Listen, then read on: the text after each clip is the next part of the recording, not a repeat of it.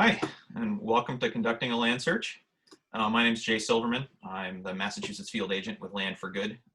Land for Good is a nonprofit that works in all 6 New England states on issues of farmland access, farmland tenure, and farm transfer. And also, I'm a first-generation hay farmer in Conway, Massachusetts. So while I cover Massachusetts, it's great to be plugged in with Maine and the Maine Farmland Access and Transfer Conference. And we also have Sue Lanpher joining us here.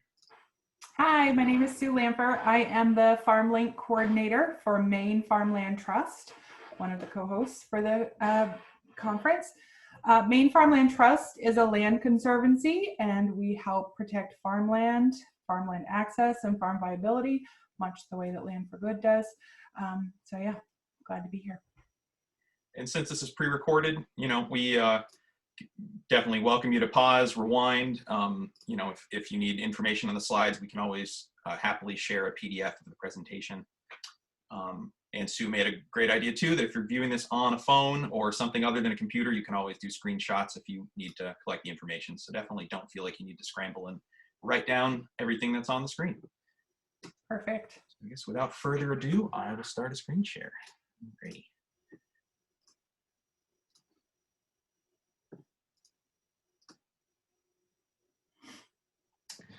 Alrighty, so basically what we're planning on talking about today are farm search strategies for folks that are looking for farmland, and we'll go over kind of the different categories that can fall into, and talk about a bit about what to do first and be prepared, as well as various online tools, as well as offline tools and strategies to go about finding farmland. We'll also talk about evaluating that land, looking at different criteria, trying to figure out if an available piece of land is the right fit for you. And also what to do next, once you feel like you found the right spot, sort of what the next steps are and different considerations to sort of tee up. So, usually we start out with talking and figuring out where people are in their land search. Are you an aspiring farmer that hasn't really started farming yet? And, with a flexible time frame, are you just beginning your search? Have you been searching for quite a while? Are you already farming? And, are you looking to either relocate or, finally get a written lease on a piece of property that you're already on? There's lots of different ways that a farmland search can really play itself out. So, really trying to be honest with yourself and thinking where you are in the process. And while it's easy to be eager and try to get something figured out as soon as possible, having an open, honest internal discussion about where your timeline is can really help to inform the process. So while digging into the farmland search and trying to, view properties can certainly be the fun and exciting thing to do, we definitely try to get people to back up and really do some prep homework before making inquiries on farmland. I've seen it happen all too often that folks kind of get excited about a piece of property or sign up, for a farm linking site and just to see what's out there. And then suddenly the quote unquote perfect piece of property pops up, and before they know it, they're seeing it and talking with the owners, and not necessarily having the ducks in a row to know what's affordable or what their farming plans can work with on a piece of property. So we really try to make sure that people have business planning experience and work with other organizations in the region or even nationally that do farm business planning and try to figure out not only what could your business afford, but what could you afford personally. Certainly looking at things like acreage, soil types, and we'll get into that in a little bit. And infrastructure, housing, basic things that a piece of property has, and trying to figure out where you fall on that and what needs you really have, what you can be flexible with, sort of taking that dream farm vision you have and picking it apart into different categories. Along with that, there's different ways of accessing land. The idea of ownership now is usually the idea of purchasing land, and maybe that's what a lot of people think of first, and it may or may not apply to your situation. The other idea is owning it in the future. A lot of people talk about lease to own or different mechanics to work that into an arrangement.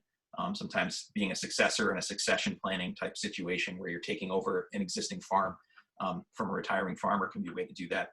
Or the idea of no ownership, ultimately leasing land and having that be a first step or maybe even a long-term tenure plan. I'll say in my own farming ventures as a hay farmer, I don't actually own any of the land that I farm. It's all on leases, and that's really what I figured out worked for my business plan and land availability. so sort of breaking that down and looking at, those different farm access methods, we often look at land, land ownership, or really access to land, is they call it the bundle of rights or bundle of sticks, if you've heard that analogy. And so kind of the most simple, looking at this graphic, is on the top left there, sole ownership. When people are thinking about buying land and owning it themselves, they really own all of those rights, all of those sticks in that bundle. The idea of, say, if you look at partial ownership down on the bottom left, that's often where things like agricultural or conservation easements can be at play, where the owner owns some of the rights and another entity owns some. Look at the top right at ownership in the future. That's often a lease to own or farm succession sort of scenario, where you start out not having many rights and gradually acquire them. And then, you look at the lower right, the leasehold interest is often a very small amount of rights the farmer actually has, and other entities, own the rest. And it's important to point out too that often handshake agreements or, other arrangements that aren't leases, technically the farmer doesn't hold any of those rights other than what's verbally been talked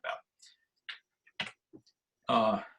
So when we talk about having folks identify farm search priorities, this is a resource that actually we have included in the resource packet, just as an exercise to get people to kind of break down and think about what aspects of their dream farm are absolutely necessary to them, when looking for land, what pieces are desirable, so things you'd like to have but could have some wiggle room, and what pieces are ultimately optional, things that you have on your list of your perfect piece of property that you're looking for, but ultimately could be a take it or leave it depending on the scenario.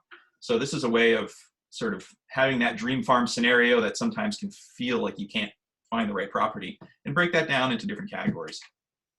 I might highlight something at this point, just thinking about you and talking in your business plan. And there is a difference between a business model plan and a farm plan, and having somebody know what they want their farm to do as a whole versus a business. Something to highlight there. Yeah, that's a great point, is making sure that you have the financials figured out, but that's not the only driving factor. Right, exactly. Definitely. So yeah, I mean, with that in mind, this is sort of an example when I was looking, for my wife and I were looking to buy a house and trying to figure out where we were going to have my farm settle. And as an example, I knew I needed it to be in Franklin County, Massachusetts. That's where all my connections were. That's where my business was based around. That's where, my other professional work at the time, my wife's, was based. So we knew we needed to be in Franklin County. Definitely wanted it to be in Conway, which is my hometown, and I was lucky enough to settle here. But that had some wiggle room. And ultimately, kind of the optional piece of that category was having it be near acreage that I was already farming.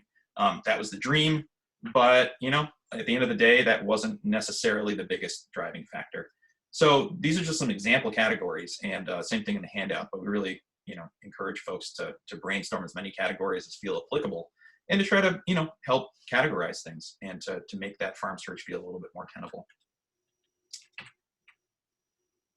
So, once you've done some legwork and really started thinking things through, and feel ready to start the hunt, we have several resources at our disposal, especially in the Northeast, although there's other resources in different parts of the country if you're tuning in from other states. And so, online resources are where a lot of people turn to these days first. And so we want to highlight some of those to begin with. But definitely make the plug. There's lots of resources and strategies that are not necessarily directly online. It can be easy to go and find every website under the sun to sign up for, and then still feel frustrated if things aren't popping up, and to realize that there's other ways to try to get in contact with landowners. So right here we have listed the 4 main farm linking sites in New England. We've got New England Farmland Finder, which I actually happen to be the site administrator for that. So it's been quite a privilege to be involved in that part of the process. So New England Farmland Finder, or NEF, covers all 6 New England states. But we're also part of the New England FarmLink Collaborative, along with Maine FarmLink, which Sue runs, as well as Connecticut FarmLink and Vermont LandLink. So, us 4 organizations really collaborate quite a bit. We try to make sure that properties are shared between the different listing and linking services. So, we use NEF as kind of a zoomed out view of all 6 states, and to cover the 3 New England states that don't have their own specific farm linking site. And then, have the state specific sites have far more detail for each of those states at times. So I was actually going to show a little bit of an overview of NEF. So is there anything you wanted to add in that kind of overview before I dive into a screen? Okay. That's great. Cool. So this is usually the point. Is the screen share still working for NEF? Is that up? Okay, great. You're doing good, Jay. Thanks. So yeah, for those of you that haven't been on New England Farmland Finder yet, I definitely recommend you take a look. This site is basically set up as a farm and farmland posting site, and is a place that farm seekers can sign up to basically see properties that are available in all 6 New England states. So we cover multiple tenure types. It can be properties that are for sale, properties that are for lease, or ones that have other types of arrangements. And as a farm seeker on the site, you have multiple ways to try to search for properties. We usually have the most recent ones shown in the banner here. And if you go to search properties up top, it pulls up a couple different ways you can do this. One is a map of the 6 New England states that you can zoom around on, click on individual farms to see what's available. Or if you have specific needs you're looking for, you can narrow this down. So for example, I'd say Maine feels pertinent right now. If you wanted it to be in Maine, you knew you needed it to be a 21 to 50 acre farm for your planning. Say if you're only interested in properties for sale, and you could get as specific as you want, but I'll keep it a little general for right now. Hitting search really kind of narrows that down. So we're only looking at farms in Maine that meet those criteria, and we have a few to look at. We try to keep things that way a lot of the basic information is available in the title. And then looking at each post, really try to have it set up to have as much information to help farm seekers kind of triage and go through things. So, increase the amount of pictures that are available, things to break the property down as far as acreage. So you've got total acreage, as well as, different categories of tillable, pasture, forested land. And then try to get into things like water sources and infrastructure, housing, and, sections to talk about the tenure type. So if the property is for lease, they would talk about that here. And then a place for the property poster really to sort of talk in depth about the opportunity and what's available, what the history's been, what sort of farming potential the land has. And as you can see, this property was from Maine FarmLink, so this is part of our collaboration to share properties between the sites. And so as a farm seeker, the real key is to actually sign up for the site, which is totally free. And once you are signed up as a seeker and logged in, this is where you can actually contact the property poster. And this is basically the first phase of a communication where you're able to write your message to them and maybe describe yourself, talk about what you're looking for, and then they can respond to you via email and allow you to have that kind of correspondence and see how things are and see if they progress towards seeing the property, etc. So can't stress enough that you only have this option if you're signed in for a free farm seeker account. I think that's one of our frequently asked questions, are people that are perusing the site and they simply don't see this contact form. And so looking at a property, it's hard to know what to do next. And so, yeah.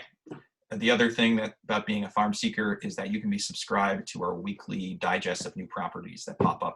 So that's for all 6 New England states, and tends to be anywhere from I'd say 3 to 10 properties a week. Really ebbs and flows depending on what people have put up.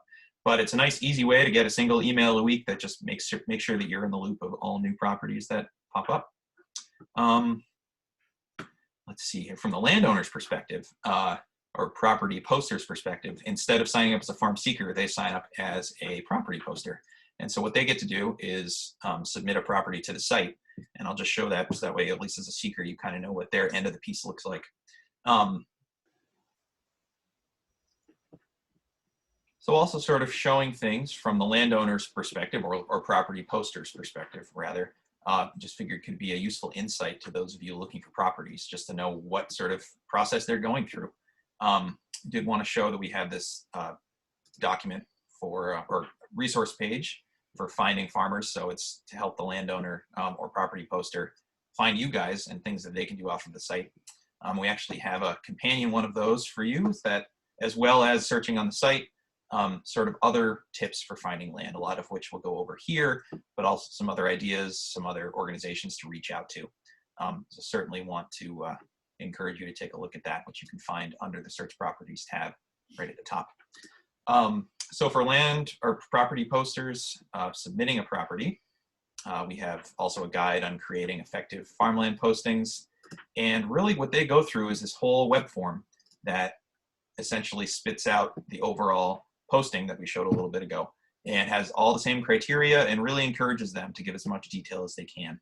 So our hope, and it, have received positive feedback, that farm seekers looking for properties are able to know a bit and perhaps triage an opportunity before reaching out and making that initial piece of contact.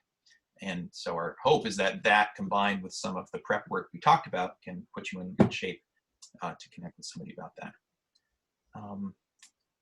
So I think with that, I will hand it over to Sue so that she can show us a bit of how Maine FarmLink works and sort of, how, different features they have and how that complements the FarmLink Collaborative and NEF. I do not seem to have. Oh, I can, here, I'll stop the share.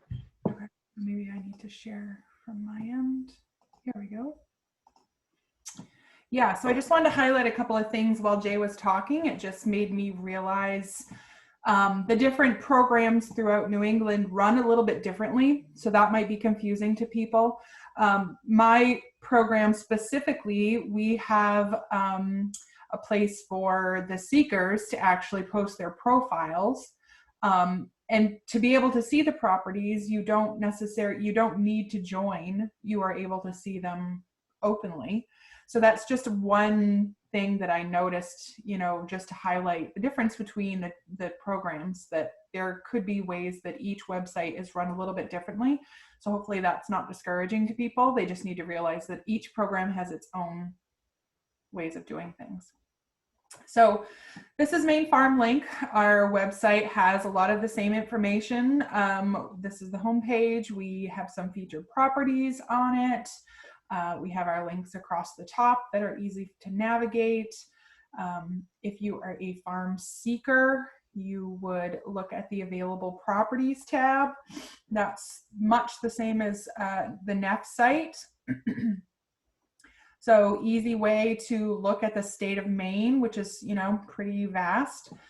We have the little highlighted pieces where you can click and see just a quick little blurb about each property. You can go through and enter some of the information, much like Jay explained.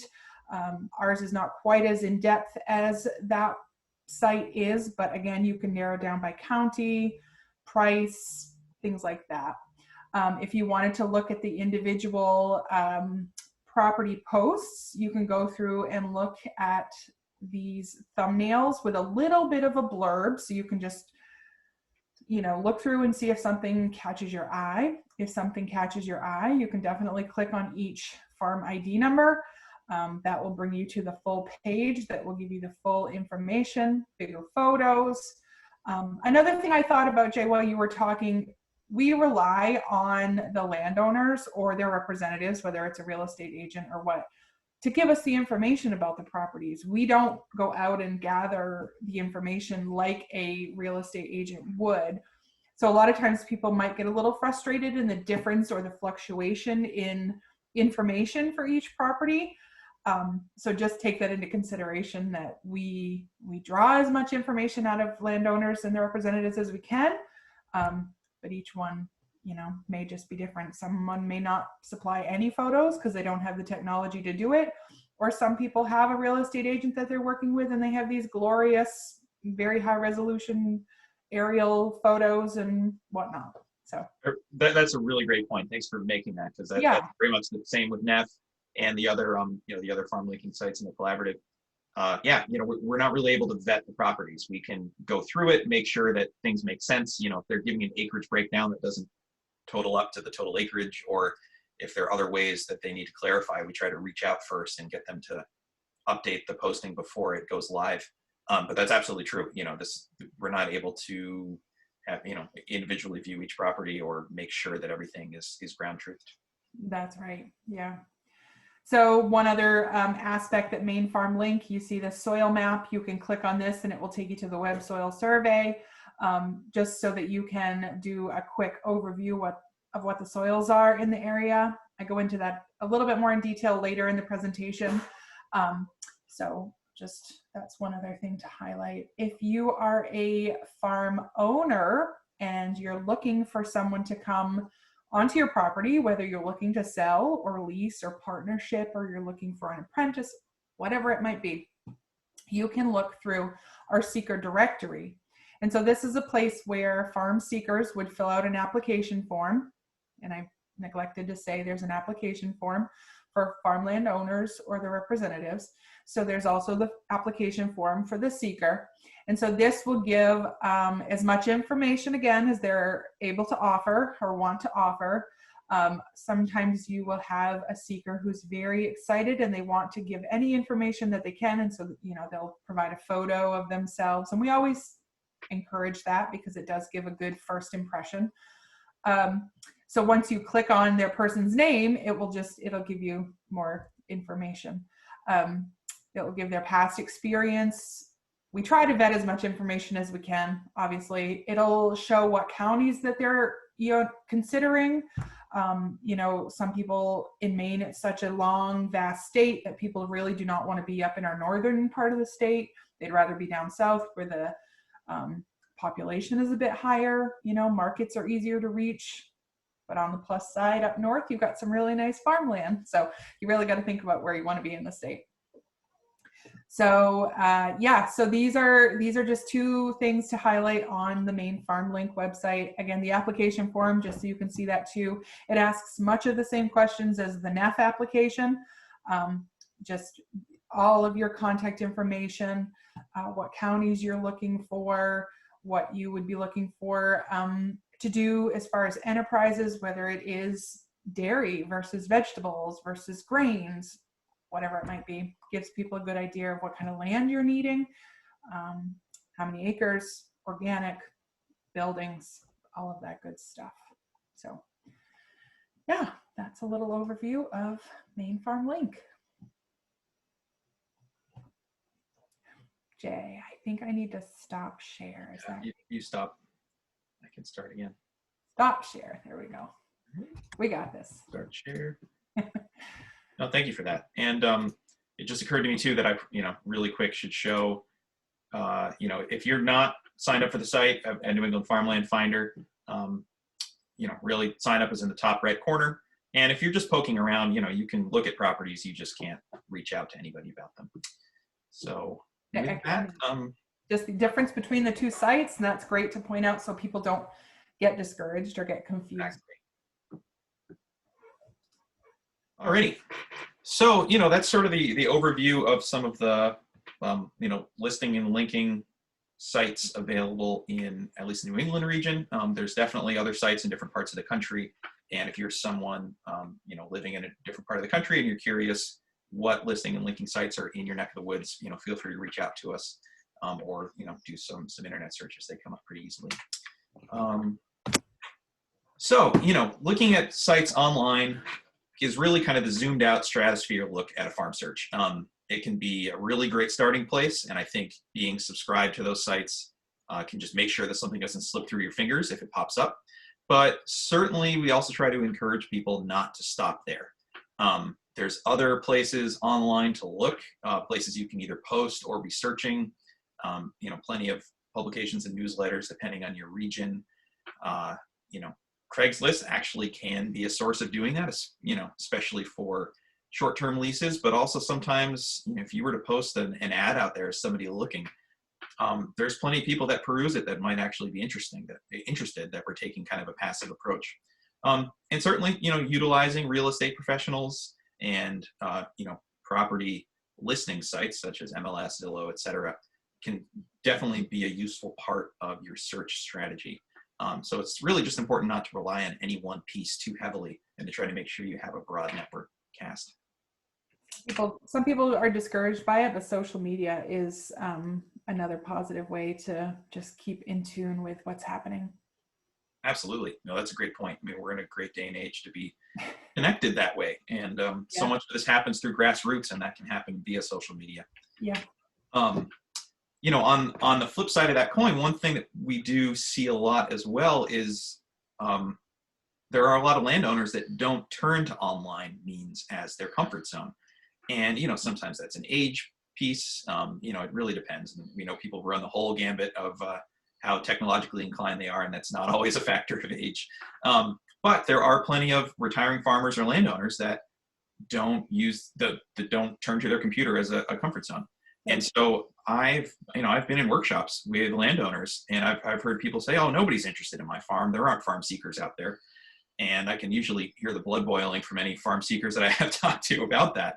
And so the analogy I use is it's often like AM, FM radio. It's just farm seekers are off by and large turning to online resources, and there's a lot of property owners that aren't, and they're just not hearing each other.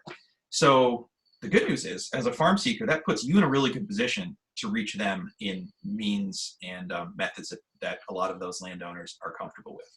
So, certainly doing grassroots connections, trying to talk to the local commissions of towns you're interested in. If you were to make a map of all the different towns that you're interested in potentially seeking farmland, sometimes that's very narrow depending on your circumstances. Sometimes that's a whole state or multiple states. It can feel really daunting.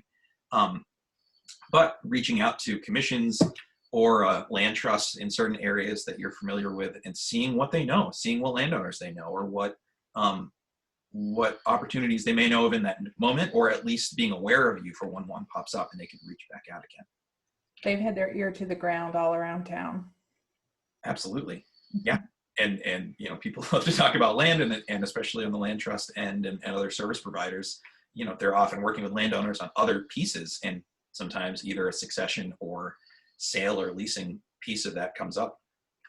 And knowing about you and what you're looking for can really go a long way. Yeah.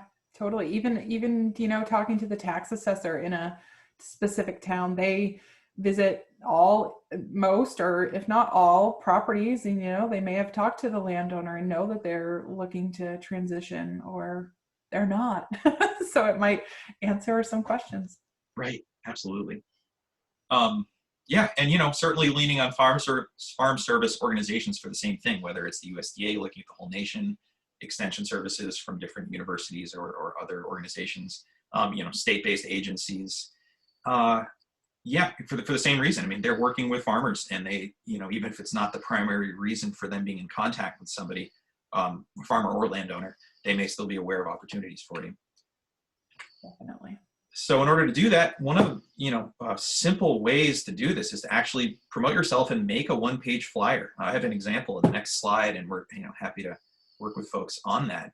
But really, taking a moment to sort of capture yourself the same way that Sue was showing how Maine FarmLink has the awesome farm seeker profiles, seeing if you can capture that in a one-page physical flyer to post places, whether you're putting it feed stores, post offices, farmers co-ops, that kind of thing, just to try to catch the eye of someone that might have land and be looking for someone, or maybe they haven't even taken steps towards that, and it's something that's been kicking around the back of their mind, and this is good motivation, to get them looking.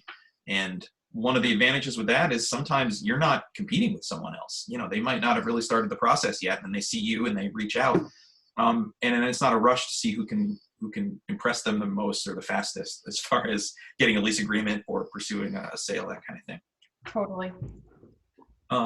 Certainly talked about business planning and continuing to work on that and refine and see what might be possible, both financially, but also logistically, and, marketing, as Sue mentioned, about different areas of Maine. I mean, every state and even every county has its own areas of population densities, versus how much farmland's available.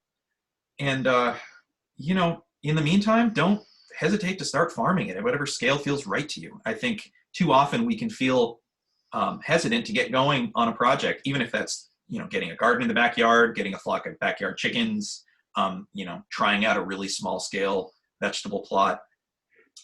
There's really no substitute for getting that hands-on experience of farming. Oftentimes working for other farms is just as valuable, but making sure that you're not just waiting for all of the ducks to line up before you even start anything.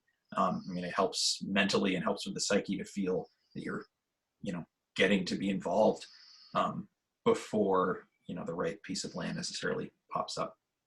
Or you dive 2 feet first. We always mention mentorship. If you're able to mentor under a farmer that's, been a successful farmer and their business, whether they are doing a business, maybe they've been doing it for 10 years or so, and they're really starting to get a grasp and things are working and it's on an upward scale. If you're able to find someone that you can mentor under, it's never going to hurt. You're always going to gain experience, and knowledge is power.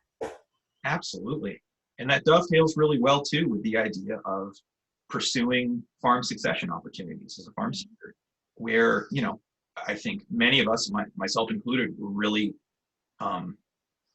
wanted to start something from scratch. I mean, I know it was really important to me to start my farm from the ground up. But there are also lots of existing farms and existing farmers out there that are actually just dying to find someone to take over their farm. Oftentimes they have established markets and established business, and that mentorship piece can sometimes be a component.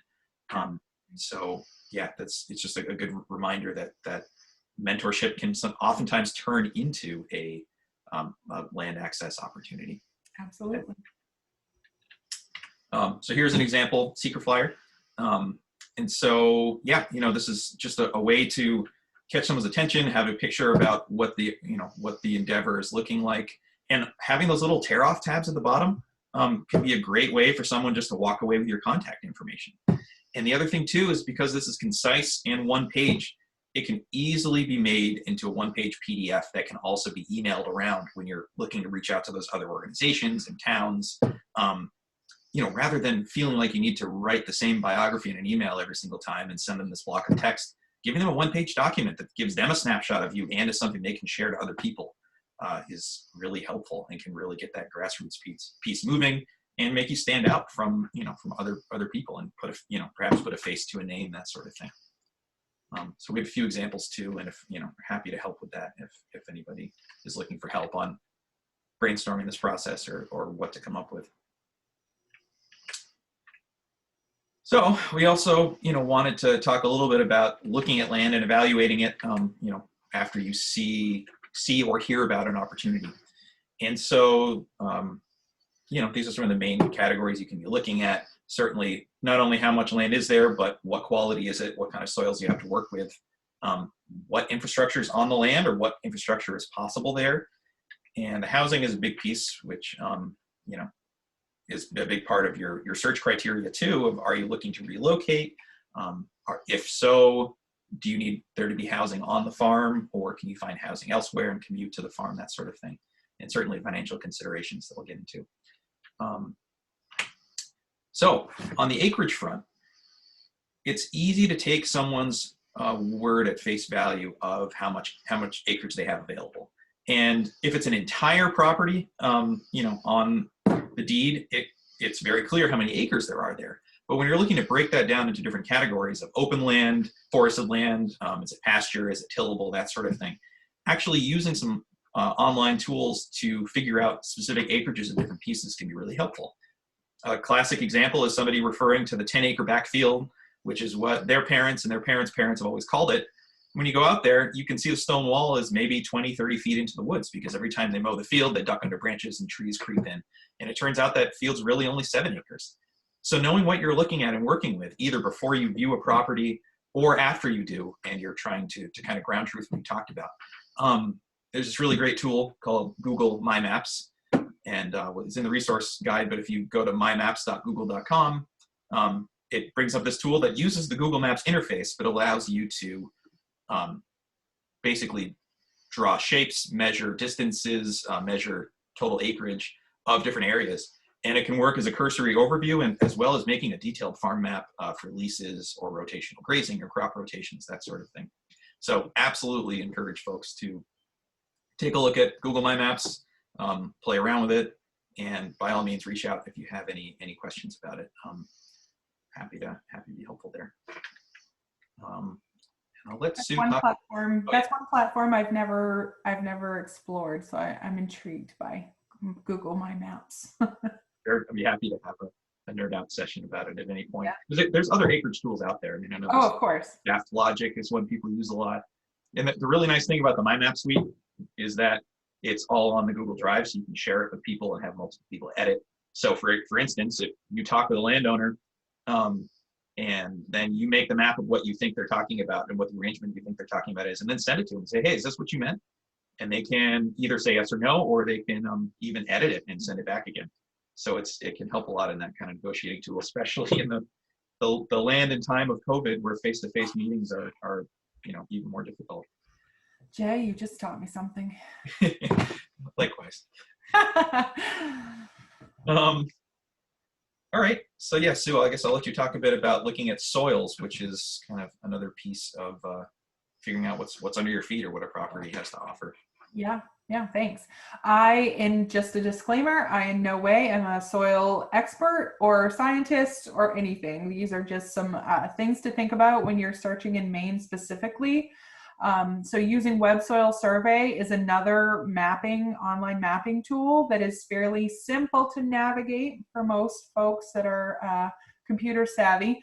You're able to lay out your area of interest. So it's an AOI, and you can make that either be as squirrely or as square as you want. If you're really looking for soils, like Jay said, in that 10-acre field that they are saying there is, you could just make a simple square overlay over that, and it's going to give you the soils. And so looking into the soils in the state of Maine, there are many things to think about, because if you think about the southern part of the state, there is limon soils. And so those are going to be, shallow, they're going to be well drained, pretty desirable soils.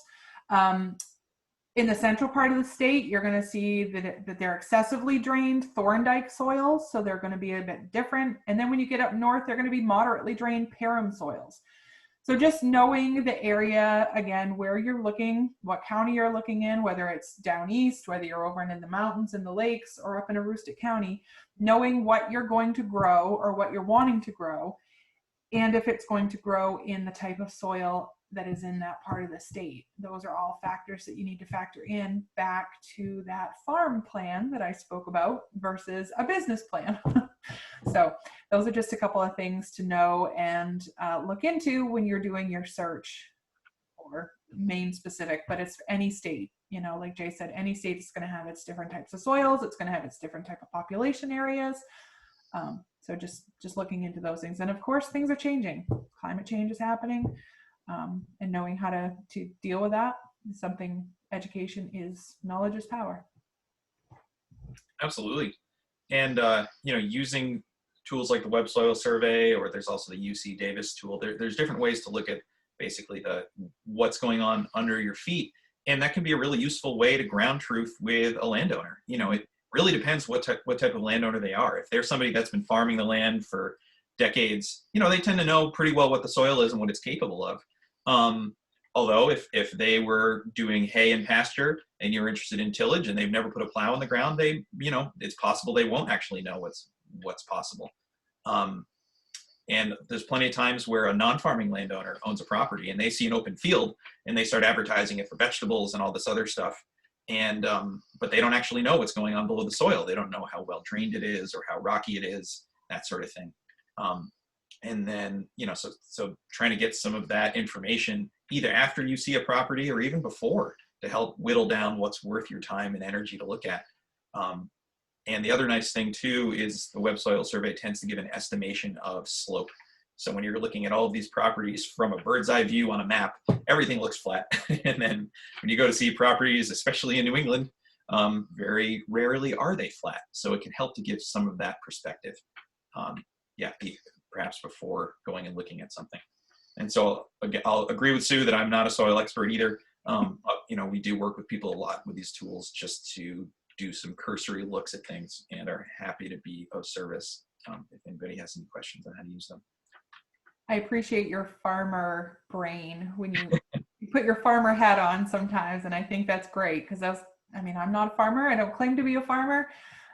So I appreciate that, Jay. Well, thanks. It's a hat that is sometimes easy to take on and off and sometimes not. Yeah. So, we already talked a bit about infrastructure, but, diving in a little bit more specifically, not only is it barns and outbuildings that exist, it's also the possibility to put up infrastructure, and certainly looking at how long you're planning to be on the property, what sort of investment you're willing to put in really to get a property up to the point that you need it, whether that's installing water sources or tapping into existing ones. Same thing with utilities. Are there access ways to get where you need to go? Livestock operations certainly bring in a lot of considerations, but so do vegetable and diversified farms as far as storage and wash and pack and that sort of thing. So figuring out what's there and also what you need it to be and what sort of logistical time and economic cost it would be for you to get it where you need it are all things to think about. And likewise on the housing front, are you really looking for property that is commutable from where you're currently living? Do you have other factors in your family or other career factors that keep you tied to a specific location? Or are you really ready to pick up and move across state lines for the right place? And that's all stuff to think about. While the main emphasis isn't necessarily on housing or a house, if you're looking to buy a property with a farm, it is, it's an important consideration. And I think we all sort of have this idyllic, a dream of a farm that has the house on it, and you wake up every morning and look out at your fields or your livestock. And that's great and sometimes necessary for people and their business plans and what they need. And sometimes it isn't reasonable. I'll say from my own perspective, it's something I hope for with my farm. And we're lucky enough to find a house in my hometown that was relatively near some acreage that I was able to take on. But in reality, it has just enough land for me to park my hang equipment for the wintertime and for us to have our backyard chickens and, have a house and space that's comfortable to live. But, I don't get that looking out my window at my hay fields, and it's fine. It's important to sort of detach those perfect idyllic housing goals with, with what's practical and what can work for a given situation. Another, just a little point there, not to discredit anyone who is representing a landowner, but a lot of times I think people don't quite understand the difference between a house with land and a farm that has a home. And so we can only, screen those type of properties that want to be enrolled in our programs so far. So that's just something to think about. Yeah, that's an excellent point. And, so that really comes back to you as a seeker about what you're willing to put into something, especially if it's something that you're looking at buying or with a very long-term lease that you can take raw land that comes with a house and turn it into either your entire farming operation or even just a home base that, say, gives you space for a greenhouse and wash and pack, or gives you enough space to have your livestock home for the wintertime and have you rent hay and pasture land. So those are things we try to allow on the site and not squeeze things out. But at the same time, like Sue said, if we're seeing a house popping up with, it's hard to know exactly where to draw the line. But if the emphasis from the poster, whether it's a real estate agent or the owner, is very squarely on the house and they only mention acreage by, just an honorable mention, is where we try to steer them in the direction of really talking about what the land could be capable of and recognizing that people's farming goals and ventures are of all different shapes and sizes and scales. But it's a big difference, as Sue said, between a farm with a house versus a house with open land.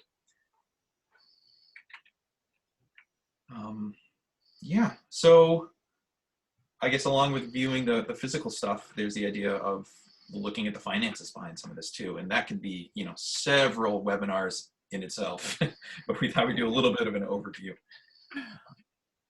Yeah, I'm happy to talk about that, Jay. I just like to bring to people's minds that when you're talking to financial institutes, if you're going to go with like a typical bank or credit union, they're going to look at a property in a standard box. They're going to look at the structures. They're going to look at, when was the well drilled? When was the septic put in? When was this done? But if you look at some creative financing options like Farm Credit East or Coastal Enterprises, those type of things, they're going to look at the property more in a farming lens. And so they're really going to try to work with you to know if this property is going to fit your farm plan or your business plan. And so they're going to look at things a little bit with a more wide open lens. And so they may be looking at are looking for more information about the property. So you may have to do a little bit more homework. You may have to do a little bit more digging. If you're able to talk with the landowner and find out some of those answers, then that's something that you may have to do. But just knowing the difference between going through your standard local banks or credit unions versus some creative financing options, just know that there is some difference and they look at things differently. Absolutely. No, that's great. And, to say too, that's oftentimes, or we're really talking about purchasing land for those kind of scenarios. And so while that can be your ultimate goal, it's important to kind of get that check on where those financial needs fall and to what end leasing could factor in, whether that's as a stopgap, whether it's a lease to own scenario, or whether long-term you realize that leasing is the right fit. I'll say again, for my own farm and my business planning, I wouldn't be able to make my haying operation work financially on owned land, but I happen to be in this area where there's lots of landowners that have hay land that they have open land they want to hold on to, and I'm able to offer them a service for managing it and allowing them to get current use taxes and really sort of have this, win-win situation work out. Just encouraging folks to think about, about leasing as well as purchasing and going through this process of knowing what's possible on the purchasing end and figure out where leasing might be able to fill in the gaps or as an alternate source. Or even build equity in your business. Yeah. It just might be something that's a good fit for you financially if you need to really get your credit up in a good state for borrowing. All of those things are taken into consideration. Absolutely.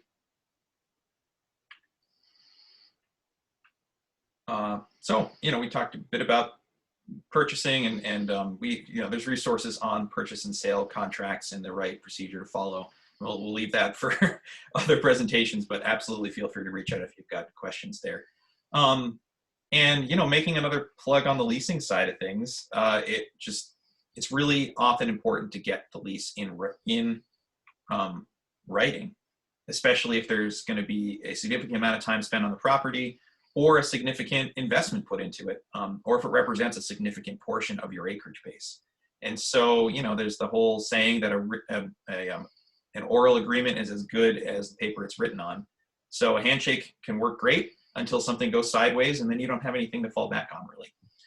So the idea of a lease really giving you security as a farmer, knowing how long you're able to be there for, what conditions break the lease on both sides, so that way you can hold the landowner accountable to what they've agreed to, and they can do likewise. Also, who's responsible for what? Yes. Who's responsible for, what if something happens with the well, or what if something happens with the electricity, or who holds insurance on the property? Yep, absolutely. Having clear divisions of rights and responsibilities, not only gives peace of mind, but really gives a framework for if something unplanned for happens. And, that happens plenty of times, even with the best intentions. That's correct. So that's something. You can craft those as creatively as you want to as well. Exactly. There's so many things that can be done in a lease, and they can be really simple or they can be really creative to handle just about any situation. And that's a lot of work we do. Land for Good is work with both farm seekers and landowners who work on the crafting piece and actually get that lease to encompass all of those mechanics for that situation and to function well for a farm. And then always want to make sure that both parties bring in legal counsel to do the final drafting process to kind of polish things up and get the legal document to make sure that it holds up legally, especially with some of those creative pieces put into it. Here. I second that. Thanks. So again, reach out if there's anything that can be helpful there.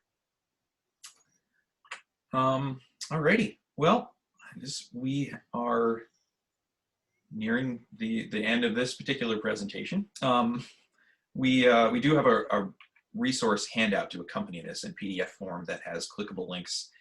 So this is some of the main contact information for each of our organizations that you can look us all up online. I included all 4 of the farm linking sites as part of the New England FarmLink Collaborative. And this is contact info both for Maine FarmLink and for Land for Good. And then I'll hand it over to Sue to maybe give a quick overview of the resource page. Yeah, do you have that actually available, Jay? I don't know that I was able to pull that over to my. Let's see. I can get that in a second. Sorry if you don't. No, I was just no going to go over it a little bit. Basically, Yeah. we took the resources that we would normally hand out at a live event, and I made a PDF. So those, I think, are going to be able to be added on to when the video is put online. So you should be able to click a link and pull up the PDF. But you can always email either Jay or myself. There we go. Yep. So the resource list is just going to give you some things. It will go over some of the stuff that we talked about today. One thing I didn't highlight was the BFRN, the Beginning Farmer Resource Network of Maine.